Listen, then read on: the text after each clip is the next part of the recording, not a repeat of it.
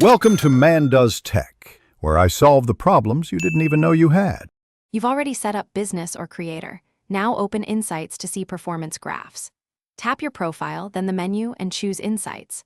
Once done, pick Posts, Stories, or Reels. Selecting the right content narrows the graph to useful metrics. Make sure to choose a date range or specific post before interpreting results so you're looking at the exact period.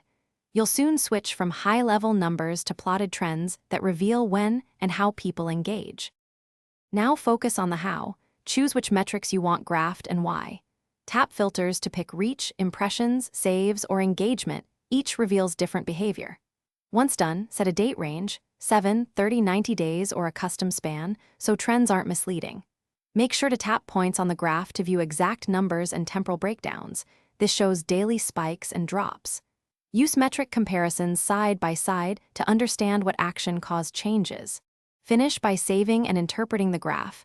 Export data or take screenshots so you can compare trends against posting time, hashtags, or ads. Once done, annotate spikes and dips with events like promotions or story shares to learn what worked. If you don't see graphs, first refresh the Insights screen, then update the app or log out and back in. This fixes most sync issues. If problems persist, confirm your account type and wait a few hours for analytics to populate. Thanks for watching. If you found this helpful, don't forget to like and subscribe.